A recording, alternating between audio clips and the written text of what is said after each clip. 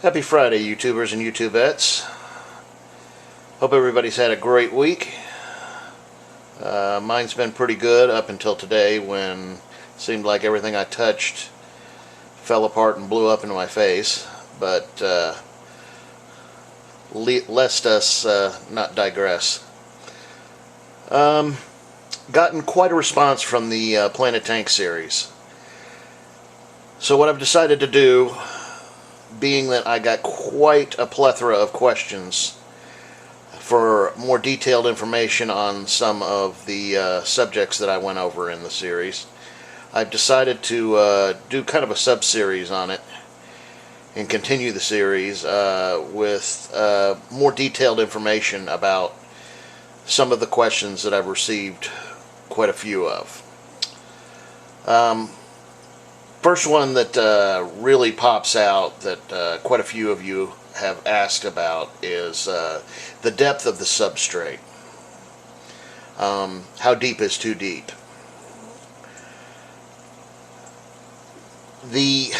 Determining the depth of the substrate,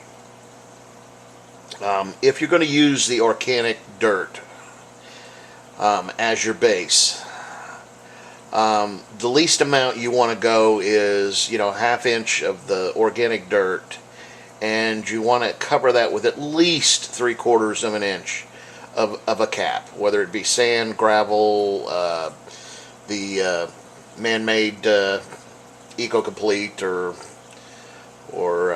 ADA soil or whatever. You do want to go at least 3/4 of an inch. An inch might be even a little bit better.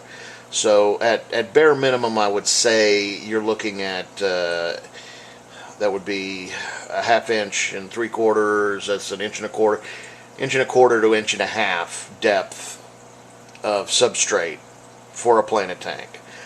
Wouldn't go much less than that. You want to give your plants' roots some room to spread out in. Some plants are more root intensive than others. Crypts are extremely root intensive. Swords are massively root intensive. Swords you can't give enough room to, because their roots just grow on forever and ever and ever. And crypts are nearly as bad. The Ludwigia family, Repens and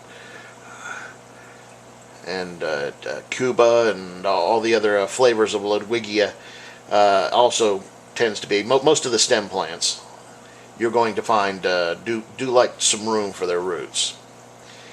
The grassy plants are usually more shallow root type plant, so you can, if you're going to go with the thinner substrate, you can easily go with the grassier plants, like the Amazon chainsword here, and the Blixa. It's not as rooty. Hairgrass, dwarf hairgrass, a lot of the sage, dwarf sage, and those type plants don't have an extensive root system.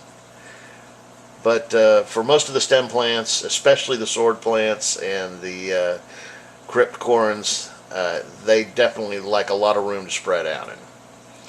So keep that in mind depending on what plant you're planning on putting in your scape. How deep is too deep? Okay, I'm sure a lot of you have gone on YouTube and you've seen some of these scapes, especially at the shows, where they slope the sides about halfway up the tank, or almost up to the top of the tank on certain things, and they build it up, and it's 6, 7, 8 inches deep, 9 inches deep, or whatever like that. Okay.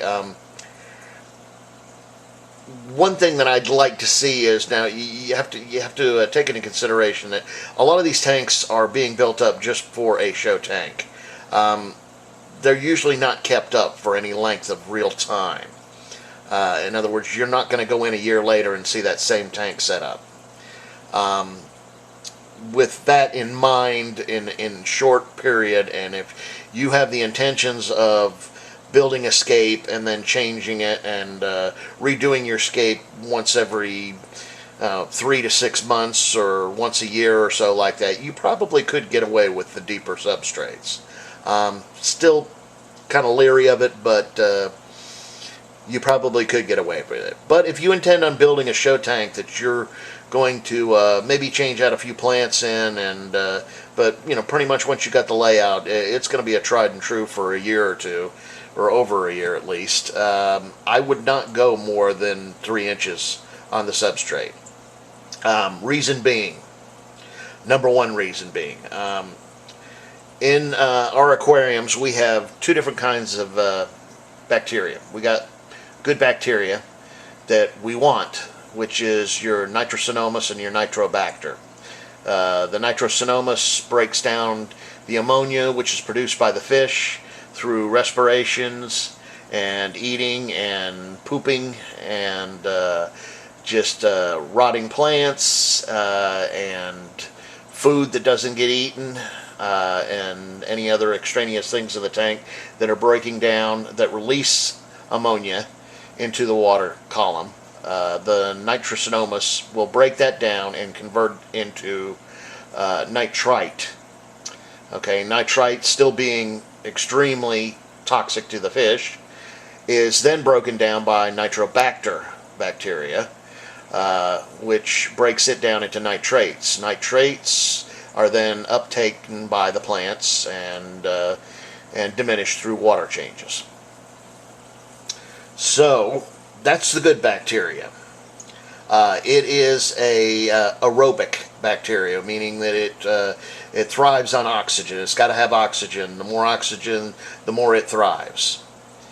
Okay, the bad bacteria, and it's really, I hate to call it bad bacteria, but in the case that we're talking about, or in the conditions that we're talking about here, it's a bad bacteria, is anaerobic bacteria.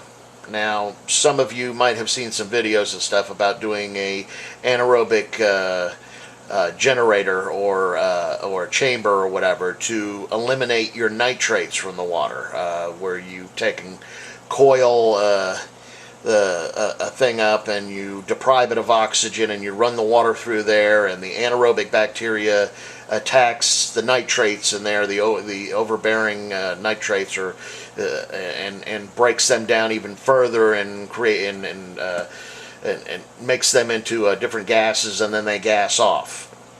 Okay, in that kind of situation, that's fine. We want that to happen that way, but you do not want that to happen in your substrate. And the deeper your substrate is, the more the chance that you're going to have some areas that are not going to get any real flow of water through them and can become anaerobic. And over a period of time, with the waste building up, no matter how well you do your weekly water changes and plunging of the gravel and stuff like that, there's going to be a certain amount of detritus that's going to get down into the substrate, and if it hits those anaerobic areas and that anaerobic bacteria starts to break it down further, what it can do is create pockets of gas. Sometimes even in just normal unplanted aquariums, you'll see it when you stir your gravel up a little bit. You'll see a bunch of bubbles come up out of it. Most commonly, what you're seeing is hydrogen sulfide being one of the major players in the gases that can be produced. Hydrogen sulfide is a very, very bad thing for the aquarium. It will both kill the fish and your plants. Not good at all. The longer the substrate remains in the tank and is in use with normal day-to-day feedings and life of the fish, the deeper it is, the more of a chance that something like this can happen. Sure, some of you have seen where when you stir up your gravel a little bit after having it in there for quite a while, you'll see some of these bubbles come up and stuff, and that's usually what you're seeing is the hydrogen sulfide gas release. usually in smaller amounts. The problem arises is when you get a big pocket of it and it sits down there for a while and then it finally breaks loose and there's a massive outgassing of hydrogen sulfide and you hear a big bloop at the top of your tank and you walk over to look at it and you see a bunch of fish floating on the top and your plants turn brown over the next day or two and die off.